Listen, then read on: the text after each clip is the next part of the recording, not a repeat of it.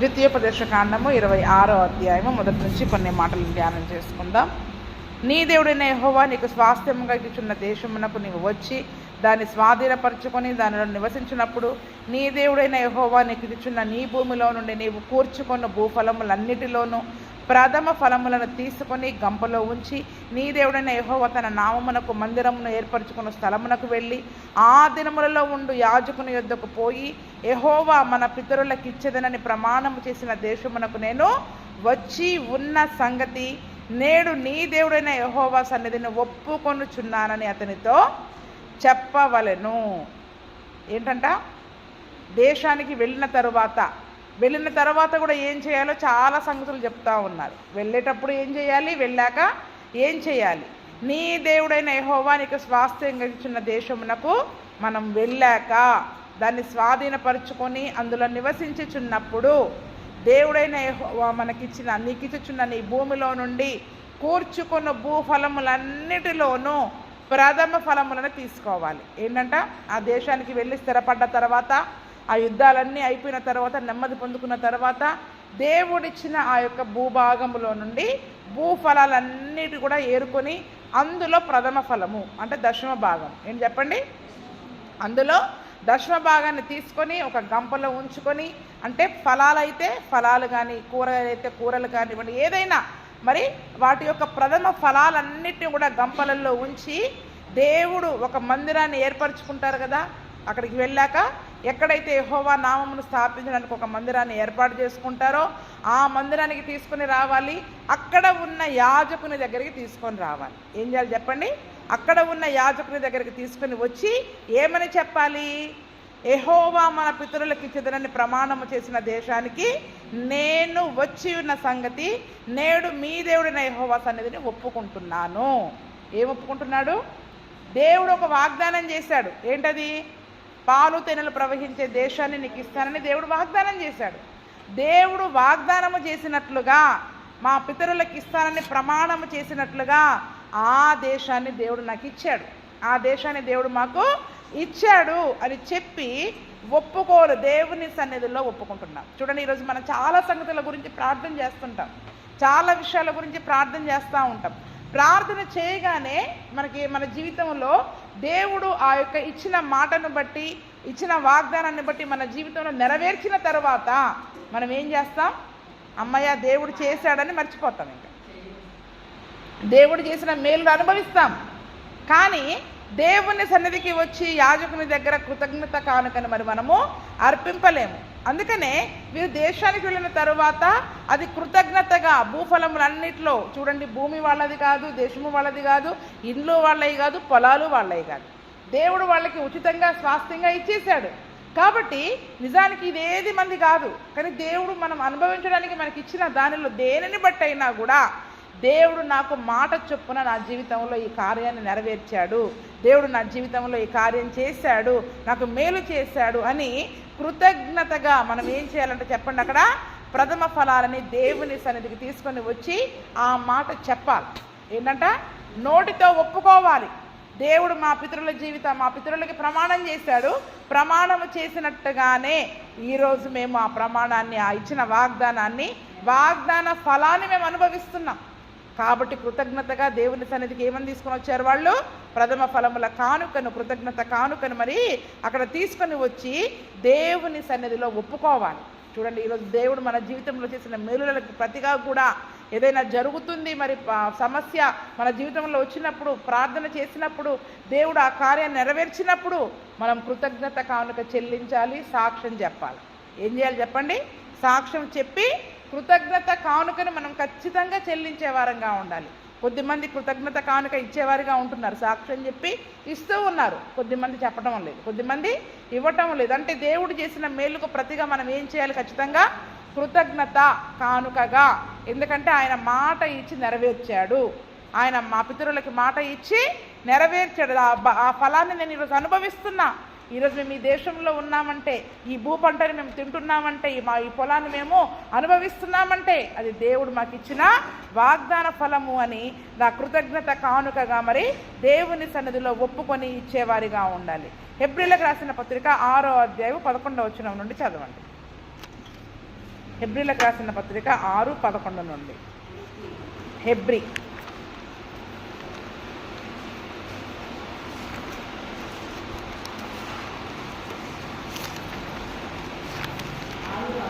11 నుండి.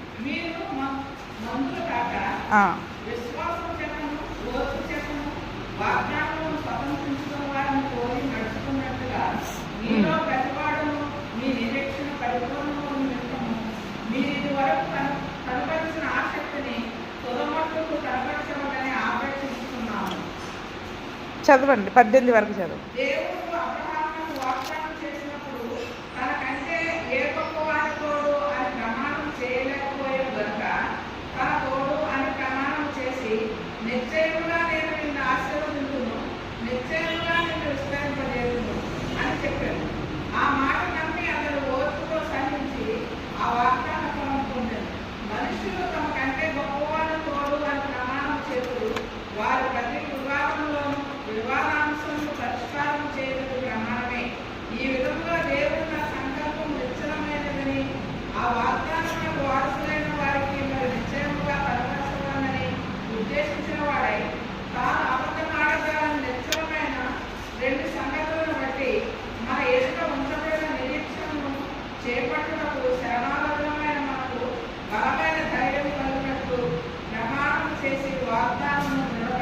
చాలు. ఇక్కడ మనం చూసినట్లయితే 13వ వచనం నుండి 12వ వచనం నుండి, ఆ దినమున వాళ్ళు విశ్వాసము చేత ఓర్పు చేత వాగ్దానాలన్నీ వారు స్వతంత్రించుకున్నారు.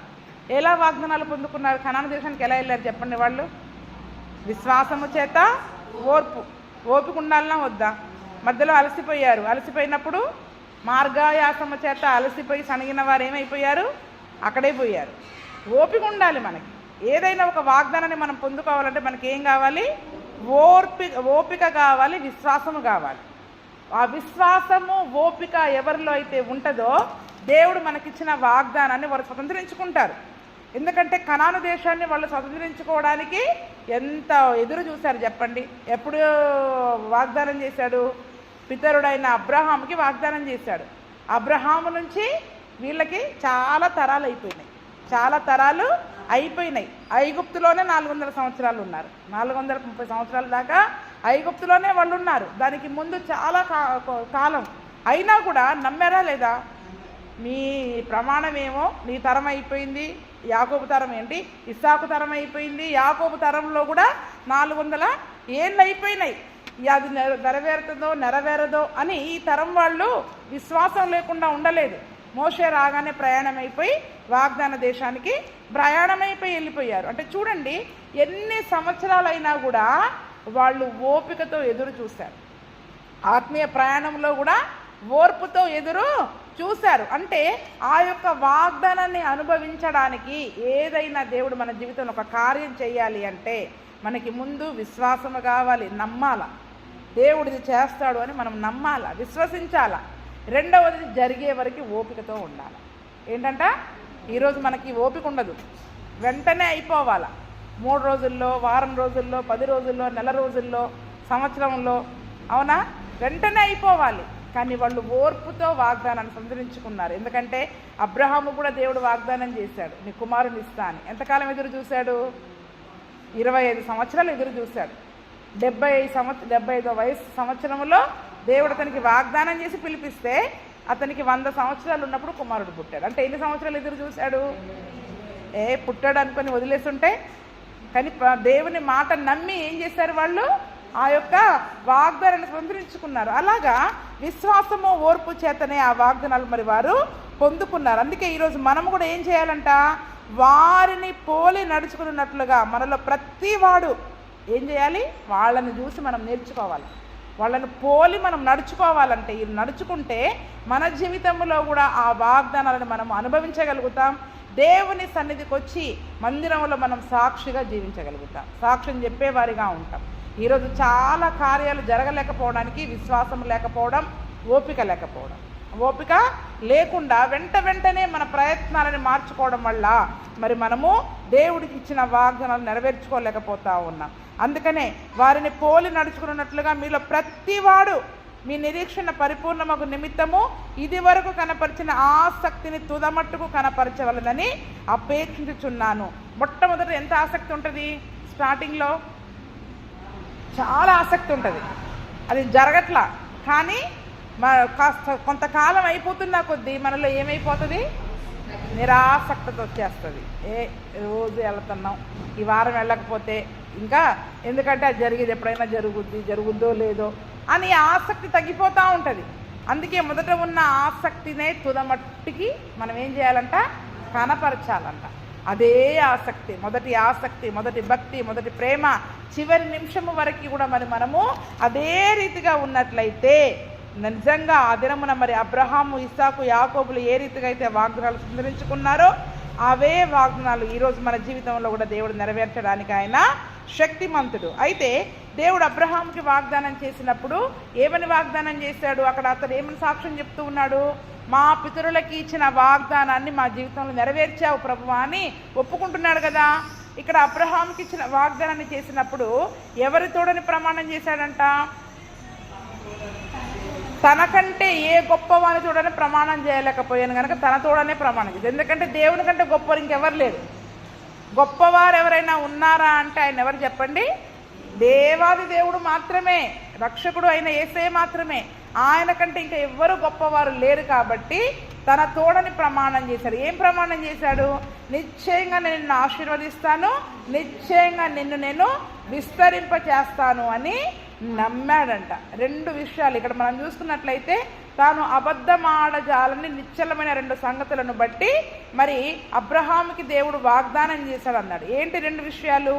మొదటిది, నేను నిశ్చయంగా నిన్ను ఆశీర్వదిస్తాను, నిశ్చయంగా నిన్ను విస్తరింపజేస్తాను. రెండవది, పాలు తేనెలు ప్రవహించే దేశాన్ని నేను నీకు ఇస్తాను. అంటే ఒక దేశాన్ని ఇస్తాను, నిన్ను ఆశీర్వదిస్తాను అన్న రెండు అబద్ధమాడజాలని సంగతులు. దేవుడు దేవుడు ఇచ్చిన వాగ్దానం నెరవేర్చకుండా ఉండడానికి ఆయన అబద్ధికుడు కాదు, ఆయన మనుషుడు కాదు అబద్ధం ఆడడానికి. ఆయన మాట ఇచ్చిందంటే పరిశుద్ధ గ్రంథంలో మనకి తప్పకుండా మన జీవితంలో నెరవేరుద్దని మనం నమ్మాలా. అబ్రహాము నమ్మాడు కాబట్టి ఓర్పుతో ఏం చేశాడు? ఆ మాట నమ్మి అతడు ఓర్పుతో సహించి వాగ్దాన ఫలాన్ని పొందుకున్నారు. చూడండి, ఈరోజు మన జీవితంలో కూడా దేవుని కొరకు సాక్షిగా జీవించాలి అంటే మన జీవితంలో కూడా దేవుడు తన తోడని ప్రమాణం చేశాడు. పరిశుద్ధ గ్రంథంలో ఉన్న ప్రతి మాటకి ఈ యొక్క తన తోడు అని ప్రమాణం చేసి ఏం చేశాడంట? ఆయన నిశ్చయంగా నిన్ను ఆశీర్వదిస్తా, నిశ్చయంగా నిన్ను విస్తరింపజేస్తా అనే మాటని అబ్రహాము నమ్మాడు కాబట్టే ఆయన ఆశీర్వదించబడ్డాడు, దీవించబడ్డాడు. ఆ యొక్క కనాను దేశాన్ని కూడా వారు స్వతంత్రించుకోవడానికి అక్కడ కారణమైంది. కాబట్టి ఈ దినమున నమ్మాలి, ఓపిక కలిగి ఉండాలి, విశ్వాసం కలిగి ఉండాలి, ఓర్పు కలిగి ఉన్నట్లయితే వాగ్దానాలని మనము అనుభవించే వారముగా ఉంటాం. వాగ్దాన ఫలాలను మనము అనుభవించే వారముగా ఉంటాం. అందుకనే ఇప్పుడు మన ఎదుట ఉంచబడిన ఈ నిరీక్షణను కూడా మనం నిరీక్షణ కలిగి జీవించడానికి శరణాగతులమైన మనకు బలమైన ధైర్యము కలుగునట్లు ప్రమాణము చేసి ఆ వాగ్దానాలను ఏం చేశాడంట? దృఢపరిచాడంట దేవుడు. ఎందుకు ఆయన ప్రమాణము చేసినట్టుగా? నేను ఈ మాట ఎందుకు చదివిస్తున్నానంటే, యెహోవా మన పితరులకు ఇచ్చిదనని ప్రమాణము చేసిన దేశానికి దేవుడు ఒక ప్రమాణము చేస్తే తన తోడని ప్రమాణము చేస్తే అది తప్పకుండా నెరవేరుద్ది. అది తప్పకుండా మన జీవితంలో నెరవేరుద్ది. నమ్మాల. పరిశుద్ధ గ్రంథంలో చాలా వాగ్దానాలు ఉన్నాయి. ఆ వాగ్దానాలన్నీ మన జీవితంలో నెరవేరుతాయి. తగిన కాలంలో ఆయన నెరవేరుస్తాడని మనము నమ్మి విశ్వాసముతో ప్రార్థనాపూర్వకంగా ఉన్నట్లయితే, ఆసక్తి కలిగి ఉన్నట్లయితే తప్పకుండా. కాబట్టి ఆ నిరీక్షణ కలిగి ఉండడానికి దేవుడు మనకి ఏం దయచేస్తున్నాడంట? ఇప్పుడు ఒక బలమైన ధైర్యము మనకు కావాలి. ఒక బలము కావాలి, ధైర్యం కావాలి. నా జీవితంలో కూడా జరుగుద్ది అని మనం బలంగా నమ్మాలా. ధైర్యం కలిగి జీవించాలి. ధైర్యం కలిగి జీవించడానికి ఇవన్నీ కూడా ఆల్రెడీ ఉపమాన రూపకముగా చెప్పబడి ఉన్నాయి. కాబట్టి అబ్రహాము, ఇస్సాకు, యాకోబుల యొక్క జీవితాలను మనం చూసినట్లయితే దేవుడు ఏ రీతిగా అయితే వారికి మాట ఇచ్చి ప్రమాణము చేసి అక్కడికి నడిపించారో నడిపించిన తరువాత ఆ సంగతి వారి జీవితంలో జరిగినప్పుడు, ఆ వాగ్దాన ఫలాన్ని వారు పొందుకున్నప్పుడు యాజకుని దగ్గరికి వచ్చి ప్రథమ ఫలాన్ని అర్పించి అక్కడ నోటితో ఒప్పుకోవాలి, దేవుడు నాకు మా పితరులకు ప్రమాణం చేసినట్టుగానే నా జీవితంలో దయచేశాడు. ఈరోజు మన జీవితంలో కూడా పరిశుద్ధ గ్రంథంలో ఉన్న వాగ్దానం ఏది నెరవేరినా దేవుని సన్నిధికి వచ్చి మనం ఏం చేయాలి చెప్పండి? మన నోటితో ఒప్పుకోవాలి, అయ్యా ఈ వాగ్దానాన్ని నా జీవితంలో నువ్వు నెరవేర్చావు అని ఆ వాగ్దానాన్ని ఎత్తిపట్టుకొని, ఈ వాగ్దానం ప్రకారం నువ్వు నా జీవితంలో నాకు సహాయం చేశావు, నన్ను దీవించావు, నన్ను ఆశీర్వదించావు, నాకు మేలు చేశావని దేవుని సన్నిధిలో మనము ఒప్పుకునే వారముగా ఉండాలి. అయితే ఇప్పుడు యాజకుడు ఏం చేస్తాడు?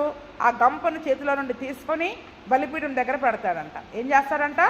ఎందుకంటే వారు లోపల దాకా వెళ్ళకూడదు కదా.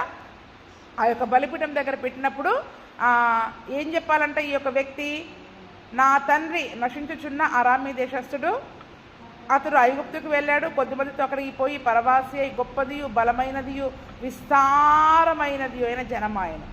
ఎంతమంది జనాంగంగా మారారంట? గొప్ప జనాంగంగా మారాడు, బలమైన జనాంగంగా మారాడు, విస్తారమైన జనాంగంగా మారాడు. ఐగుప్తీయులు మనల్ని హింస పెట్టి మనల్ని బాధపరిచి మన మీద కఠిన దాస్యము మోపగా మనము మన పితరుల దేవుడైన యెహోవాకు మొరపెట్టినప్పుడు యెహోవా మన మొరను విని మన బాధను ప్రయాసమును మనకు కలిగిన హింసను చూశాడు. అప్పుడు యెహోవా బాహుబలము వలన చాపిన చేతి వలన మహాభయము వలన సూచక క్రియల వలన మహత్ కార్యముల వలన ఐగుప్తులో నుండి మనల్ని రప్పించి ఈ స్థలమునకు మనల్ని చేర్చి పాలు తేనెలు ప్రవహించే దేశమై ఉన్న ఈ దేశమును మనకు ఇచ్చెను. కాబట్టి యెహోవా నీవే నాకిచ్చిన భూమి యొక్క ప్రథమ ఫలములను నేను తెచ్చి ఉన్నానని నీ దేవుడైన యెహోవా సన్నిధిలో చెప్పాలి. చెప్పి నీ దేవుడైన యెహోవా సన్నిధిలో దాన్ని పెట్టి నీ దేవుడైన యెహోవా సన్నిధిని నమస్కారము చేసి నీకును నీ ఇంటి వారికి నీ దేవుడైన యెహోవా దయచేసిన మేలంతటి విషయంలో నీవు లేవీయులు నీ దేశంలో ఉన్న పరదేశులు సంతోషించాలి. అంతేకాదండి, తేవడమే కాదు, ఏమని చెప్పాలంట? ఆ యాజకుడు బలిపీఠం దగ్గర ఆ యొక్క గంపని పెట్టినప్పుడు ఒప్పుకోలు తన తండ్రి ఏ స్థితి నుండి ఎక్కడి నుండి పిలువబడ్డాడు అనే ఆ మొదటి సంగతులను తిరిగి ఏం చేయాలంట? జ్ఞాపకం చేసుకుంటూ ఉన్నాడు కదండి. అంటే ఈరోజు మనం యేసు ప్రభు దగ్గరికి వచ్చిన తర్వాత, రక్షణ పొందుకున్న తర్వాత అసలు ఎంత భయంకరమైన పరిస్థితులలో మనం యేసయ్య దగ్గరికి వచ్చామో, దేవుడు మనల్ని ఎటువంటి మేలు చేశాడో, ఎటువంటి ఆరోగ్యాన్ని ఇచ్చాడో, ఎటువంటి క్షేమాన్ని ఇచ్చాడో చాలామంది మర్చిపోతారు. మర్చిపోయి విశ్వాసఘాతకులు అయిపోతూ ఉంటారు. మళ్ళీ దేవుడు నాకేం చేశాడు అన్న దగ్గరికి వచ్చేసేవారిగా ఉంటారు. అందుకనే చూడండి, ఇక్కడ తన తండ్రి అయిన అబ్రహాంను జ్ఞాపకం చేసుకుంటా ఉన్నాడు. ఎక్కడ ఎన్ని తరాలు చెప్పండి? ఇప్పటికీ కనానికి వెళ్ళింది కూడా ఆ తరం కాదు, రెండో తరం కనానికి వెళ్ళారు. అయినా కూడా వాళ్ళు ఎవరిని జ్ఞాపకం చేసుకుంటున్నారు? పితరుడైన అబ్రహాంని జ్ఞాపకం చేసుకున్నారు. ఎవరంట ఈ అబ్రహాం? ఏ దేశస్థుడంట? అరామీ దేశస్థుడు. అరాము దేశం అంటే కింద ఏమని చూడండి, సిరియా. బైబిల్లో సిరియా అనే పేరు చాలాసార్లు వస్తుంది, అరామీ అనే పేరు ఒక్కసారే ఉంది. ఇక్కడ తప్ప ఎక్కడ లేదు అరామీ అనే పేరు. మీరు ఎక్కడ బైబిల్ అంతా చదివినా ఈ అరామీ అనే పేరు వేరపడదు. అంటే అది పాత పేరు. అరామీ అనేది పేరు ఏంటంటే పాత పేరు. అయితే ఈ సిరియా అనే పేరు కొత్త పేరు. ఏంటంటే సిరియా అనే పేరు ఇప్పుడు కూడా ఉంది, ఇజ్రాయెల్కి పైనే ఉంటుంది సిరియా అనే దేశం. సిరియా దేశం అని ఉంటుంది. ఎందుకంటే ఈ సిరియా రాజు చాలాసార్లు ఇజ్రాయేలీల పైకి యుద్ధానికి వచ్చాడు. హిజ్కియా రాజు పైకి కూడా యుద్ధానికి వచ్చినట్టుగా మనం చూస్తాం. అంటే ఆ సిరియా దేశస్తుడు నిజానికి ఎవరు? అబ్రహాము. అరాము భాష మాట్లాడతారు వాళ్ళు. అక్కడ ఏం మాట్లాడతారు? అరామీ భాష. వాళ్ళ భాష కూడా సిరియా భాష అంటారు. అరామీ భాషలో వాళ్ళు మాట్లాడేవారు. అరామీ దేశంలో విగ్రహారాధికుడుగా ఉన్నప్పుడు దేవుడు అతన్ని ఏం చేశాడు చెప్పండి? పేరు పెట్టి అతన్ని పిలుచుకున్నాడు. మరి దేవుని మాటకి లోబడి ఏం చేశారు? అతన్ని వచ్చినప్పుడు దేవుని మాటను బట్టి, దేవుడిచ్చిన వాగ్దానాన్ని బట్టి గొప్పదిగా, బలమైనదిగా, విస్తారమైన జనాంగముగా దేవుడు అబ్రహామును అతని సంతానాన్ని చేశాడు. అంటే ఎలాగొచ్చాడు చెప్పండి? ఒంటరిగా వచ్చాడు. ఒంటరిగా వచ్చి ఎంత జనాంగం అయ్యారు వాళ్ళు? గొప్పదైన జనాంగముగా, బలమైన జనాంగముగా, విస్తారమైన జనాంగంగా మారిపోయారంట. చూడండి, మనం సొదొమ గొమొర్రా యొక్క రాజులు తోటి సొదొమ గొమొర్రా మీదికి శత్రురాజులు వచ్చి మరి లోతుకున్న సమస్తాన్ని దోచుకుని వెళ్ళిపోయినప్పుడు అక్కడ 5 రాజులతో వెళ్ళి యుద్ధం చేస్తాడు. ఎవరు? అబ్రహాం. ఎంతమందితో వెళ్తాడు? 300 మందితో వెళ్తాడు. తన దగ్గర ఉన్న ఒక 300 మందిని తీసుకొని వెళ్ళి 5 రాజులతో యుద్ధము చేసి వాళ్ళని ఓడించి మరి వీరు పోగొట్టుకున్న సమస్తాన్ని తిరిగి తీసుకొని వస్తాడు. అంటే చూడంటే బలమైన జనాంగం ఎట్లా మారారు చెప్పండి. ఒక రాజు కాదు, ఒక సైన్యము కాదు, కానీ ఉన్న వాళ్ళే బలమైన వారిగా ఉన్నారు. ఎంతటి రాజులనే సైతం ఓడించే బలాన్ని వాళ్ళు కలిగి ఉన్నారు. ఈరోజు మన ముందు ఎంతమంది ఎంత పెద్దోళ్ళన్నా ఉండనియండి, వాళ్ళని సైతం ఓడించే బలమైన జనాంగముగా దేవుడు అబ్రహామును అతని సంతానాన్ని విస్తరింపజేశాడు. అవన్నీ ఒప్పుకుంటున్నాడు. అయ్యా నిజానికి మా యొక్క పితరుడైన అబ్రహాము సిరియా వ్యక్తి, కానీ ఒంటరిగా అతను వచ్చాడు, అంత గొప్ప జనాంగముగా మార్చాడు. పరదేశులముగా ఐగుప్తులో ఉన్నాము, ఐగుప్తులో మరి ఇన్ని సంవత్సరాలు ఉన్నాం, వారు మమ్మల్ని ఎంత బాధ పెట్టారు, కష్టపెట్టారు, మమ్మల్ని దాసులనుగా ఉంచారు. అప్పుడు మేము మొరపెట్టినప్పుడు మా బాధను మా ప్రయాసను విని ఏం చేశావు? నీ బాహుబలము చేత, చాపిన చేతి వలన, మహాభయము వలన, సూచక క్రియల వలన, మహత్ కార్యముల వలన ఐగుప్తులో నుండి మమ్మలను నువ్వు విడిపింపజేశావు కదండి. ఎక్కడైనా మరి వారి భక్తి గురించి వారి ప్రార్థన గురించి చెప్పారా? కేవలం మొరపెట్టాం. కానీ నీ బాహుబలము వలన, నీ చేతి పనుల వలన, నీ మహత్కార్యముల వలన నువ్వేం చేసావు? నీ సూచక క్రియల వలన మమ్మలను విడిపించి ఈ స్థలానికి పాలుతెనలు ప్రవహించే ఈ దేశానికి మమ్మలను మరి నువ్వు నడిపించావు. కాబట్టి ఇదిగో ఈ భూమిని నువ్వు నాకు ఇచ్చావు, ఇది అనుభవించడానికి ఈ భూమి నువ్వు నాకు ఇచ్చావు, ఈ పొలాన్ని నాకు ఇచ్చావు. కాబట్టి ఈ యొక్క దశమ భాగాన్ని, ప్రథమ ఫలాన్ని తీసుకొని వచ్చి నీకే ఇస్తూ ఉన్నానని దేవుని సన్నిధిలో చెప్పాలి, దాన్ని పెట్టాలి, నమస్కారం చేసి మరి అందరూ కూడా దేవుడు చేసిన మేలును బట్టి సంతోషించే వారిగా ఉండాలంట. అంటే ఏ స్థితిలో మనము దేవుని దగ్గరికి వచ్చామో మనం మర్చిపోవడానికి వీలు లేదండి. ఆ స్థితిలోని మనం మాటి మాటికి జ్ఞాపకం చేసుకోవాలి. అలాగని పాత సంగతులు జ్ఞాపకం చేసుకొని ఏడవమని చెప్పట్లా నేను. మన వాక్యం ఏం చెప్పే ఆదివారం పాత సంగతులు జ్ఞాపకం చేసుకొని ఏడవమన్నారా లేదా? అప్పుడు వాళ్ళు ఈ మాట అన్నారు, అప్పుడు వాళ్ళు మమ్మల్ని ఇలా తిట్టారు, ఇలా అవమానపరిచారు, ఇలా నిందించారు, తలుచుకొని ఏడవమని చెప్పాడా దేవుడు? కానీ ఏ స్థితిలో దేవుడు మనల్ని రక్షించాడో అది మనం జ్ఞాపకం చేసుకోవాలి. ఎంత పాపులముగా ఉన్నప్పుడు దేవుడు మనల్ని రక్షించాడో, ఇప్పుడు కాస్త నీతిమంతులం అయ్యేసరికి పాపులను చూడగానే మనకి ఎలాగుంటుంది చెప్పండి? ఎబ్బెబ్బే వాళ్ళని ఏం చేస్తూ ఉంటాం? అంటుకోకుండా దూరం పెడితే వాళ్ళలాగా మనం పరిశుద్ధులము, వాళ్ళు పాపం. మనం ఏ స్థితిలో ఉన్నప్పుడు దేవుడు మనల్ని రక్షించాడు, ఏ స్థితిలో ఉన్నప్పుడు దేవుడు మనల్ని ప్రేమించాడు. నేను ఎందుకు ఆ పాట పాడిపించానంటే అందుకే, యేసు నన్ను ప్రేమించినావు, పాపినే నన్ను ప్రేమించా. మనం పాపులంగా ఉన్నప్పుడు ప్రేమించాడు. అసలు దేవుడు అంటే తెలియని స్థితిలో, మనలో ఏ మంచి ఉందని తెలియని స్థితిలో, మంచి ఆయన కొరకు చేస్తామని చేయమని తెలిసి కూడా, దేవుని కొరకు మనలో ఏ మంచి పనులు మనం చేయమని తెలిసి కూడా మనల్ని ప్రేమించాడు. మనం అపరాధముల చేత, పాపముల చేత చచ్చిపోయిన స్థితిలో మనం ఉన్నప్పుడు మనల్ని ప్రేమించాడు.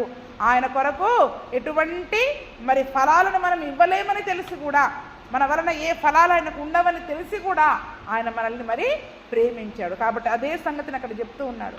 నా తండ్రి సిరియా చేసేస్తాడయ్యా, కానీ మా యొక్క జీవిత విధానం ఇది, కానీ ఇప్పుడు ఏ స్థితి ఇచ్చావు నువ్వు మాకు? ఇప్పుడు నేను ఏ స్థితిలో ఉన్నానో అది కేవలం దేవుని కృప, దేవుని యొక్క చిత్తం, మరి దేవుని యొక్క దీవెన అని మనము జ్ఞాపకం చేసుకోవాలి. దేవుని కృప, నా కష్టము నా ప్రయాస అనుకునేవారిగా ఉండకూడదు. దేవుని కృపను బట్టి ఆనందించి దేవుని సన్నిధికి మరి అక్కడ ప్రథమ ఫలాలను తీసుకుని రావాలని చెప్తున్నాడు. అందుకనే ఈ దినమున మరి మనము ప్రతి విషయంలో దేవుని జ్ఞాపకం చేసుకోవాలి. అందుకనే నా ప్రాణమా యెహోవాను సన్నుతించుము, నా అంతరంగంలో ఉన్న సమస్తం ఆయన పరిశుద్ధ నామమును సన్నుతించుము. ఆయన చేసిన మేలుల్లో ఉపకారములలో దేనిని ఏ స్థితిలో పిలిచాడో, ఎటువంటి పాపపు స్థితిలో మనం ఉన్నప్పుడు దేవుడు మనల్ని పిలిచాడో, ప్రేమించాడో, ఆ ప్రేమను మనం జ్ఞాపకం చేసుకోవద్దు. ఇప్పుడు ఏదో కాస్త మంచి వాళ్ళమైపోయాక మరి మనము నీతిమంతులముగా ఎదుటి వారిని మరి పాపులనుగా చూసేవారిగా మనం ఉండకూడదు. యెషయా గ్రంథము 51వ అధ్యాయము మొదటి 2 వచనాలు చదవండి.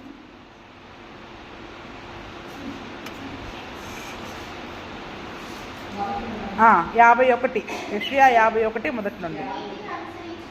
నీతిని అనుసరించుచు యెహోవాను వెదకుచునుండు వారలారా, నా మాట వినుడి. మీరు ఏ బండ నుండి చెక్కబడితిరో దానిని ఆలోచించుడి, మీరు ఏ గుంట నుండి త్రవ్వబడితిరో దానిని ఆలోచించుడి. మీ తండ్రి అయిన అబ్రహాము సంగతి ఆలోచించుడి, మిమ్మల్ని కనిన శారాను ఆలోచించుడి. అతడు ఒంటరి అయి ఉండగా నేను అతన్ని పిలిచి తిని అతనిని ఆశీర్వదించి అతన్ని పెక్కువ మంది అగునట్లు స్థితిని. ఇప్పుడు మనం నీతిగా బ్రతకాలని అనుకుంటున్నామా? ఒకవేళ అనుకున్నట్లయితే నీతిని అనుసరించచ్చు దేవుణ్ణి వెతికే వారలారా నా మాట వినండి. యెషయా ప్రవక్త చెప్తూ ఉన్నాడు, నా మాట వినండి కదా. మనం అప్పుడప్పుడు విశ్వాసంలో బలహీనమైపోతూ ఉంటాం, ఓపిక ఉండదు, అలసిపోతూ ఉంటాం, సమస్యల్లిపోతూ ఉంటాం. అయితే దేవుని యొక్క వాక్యం సెలవిస్తుంది, నా మాట వినండి, మీరు ఏ బండ నుండి చెక్కబడితేరో దానిని మీరు ఆలోచించండి. ఇప్పుడు ఒక రూపము దేవునిలోనికి వచ్చిన తర్వాత మనము ఒక నీతిమంతులమనే ఒక రూపము, పరిశుద్ధులమనే ఒక రూపాన్ని మనం కలిగి ఉన్నామంటే అసలు ఎక్కడి నుండి వచ్చాం? ముందు మనం ఎలా ఉన్నాం? ఒక శిల్పాన్ని చెక్కాలి అంటే, ఒక రూపం రావాలి అంటే ముందు అది ఎక్కడి నుండి చెక్కబడుతుంది చెప్పండి? ఒక బండ నుండి, ఒక పనికిరాని బండలో ఉన్న మరి ఆ యొక్క బండనంతా కూడా మనం చెక్కినప్పుడే అది సరి అయిన రూపం అనేది వస్తుంది. అంటే మనము కూడా ఒక పనికి మాలిన స్థితిలో ఉన్నప్పుడు, పనికిరాని బండలముగా మనం ఉన్నప్పుడు, ఉపయోగం లేని స్థితిలో మనం ఉన్నప్పుడు దేవుడు ఏం చేశాడు? ఆ బండ నుండి మనందరినీ కూడా పరిశుద్ధులనుగా, నీతిమంతులనుగా, తన కుమారులనుగా, కుమార్తెలనుగా చెక్కి మనల్ని దేవుని సన్నిధిలో ఏం చేశాడు చెప్పండి? నిలవబెట్టుకున్నాడు. ఆలోచించాలి, దాన్ని ఆలోచించుకోవాలి మనం. నిజంగా ఒకప్పుడు నా గతి ఏంటి, నా పరిస్థితి ఏంటి, యేసు ప్రభువుని నమ్ముకోకపోతే ఇప్పుడు నా బ్రతికి ఏంటి, ఎలా ఉండేదాన్ని నేను? కానీ ఏ స్థితి నుండి వచ్చామో ఆ స్థితిని మనం జ్ఞాపకం చేసుకోవాలి, ఆలోచించాలి. ఆ దేవుని ప్రేమని, ఎక్కడ పడిపోయిన స్థితిలో దేవుడు మనల్ని ప్రేమించి పట్టుకొని తీసుకొని వచ్చాడో ఆ ప్రేమను మనం జ్ఞాపకం చేసుకోవాలి. ఏ గుంట నుండి తవ్వబడుతారో దానిని ఆలోచించండి. ఎక్కడంట? ఏ గుంటలో పడిపోయాం చెప్పండి? మనం ఏ గుంటలో పడిపోయాం? నాశనం అనే గోతి కదా. ఎందుకు వచ్చాడు యేసయ్య?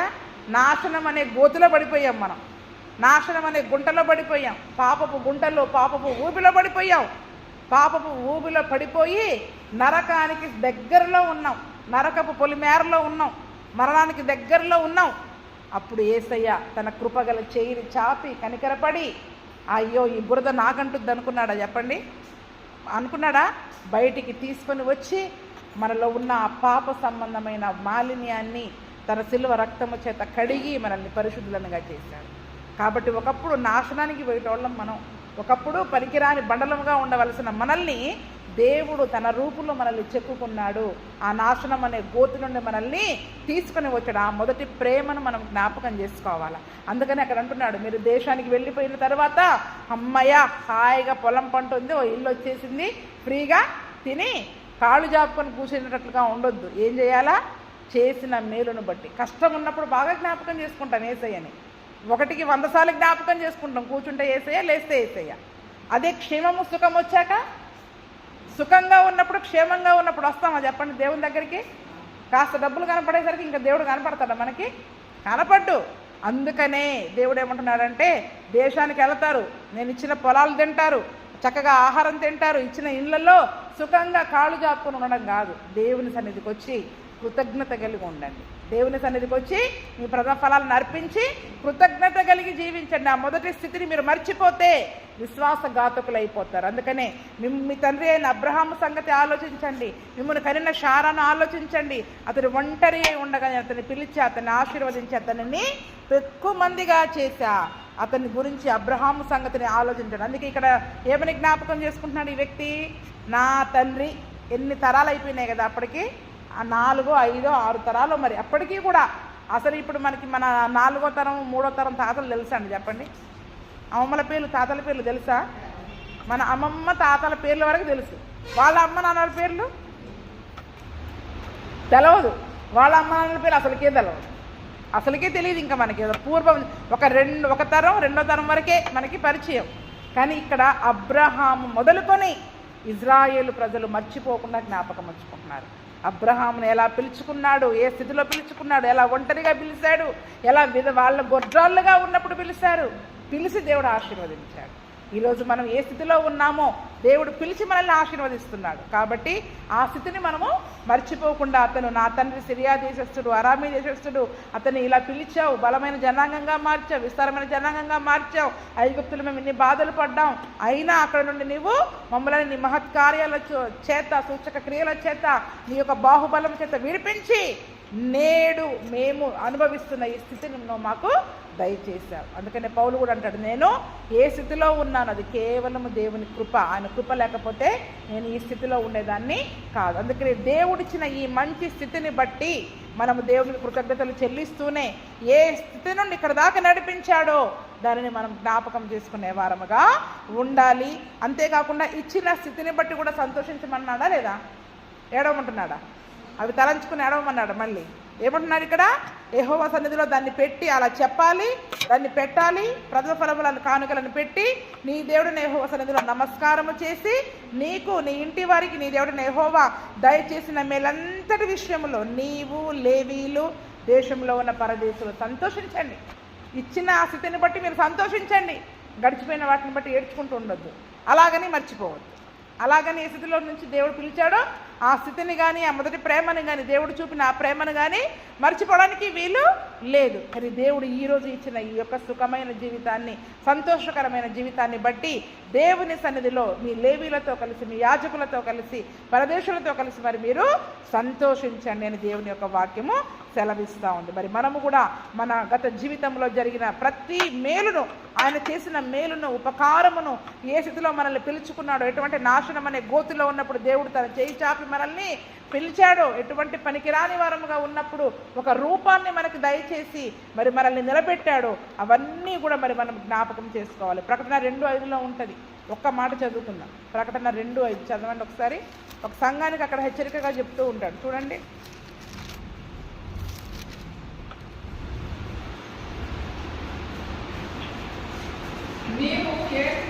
నీవు ఏ స్థితిలో నుండి పడితివో అది జ్ఞాపకము చేసుకొని మారు మనస్సు పొంది ఆ మొదటి క్రియలను చేయుము. అట్లు చేసి నీవు మారు మనస్సు పొందితేనే సరి.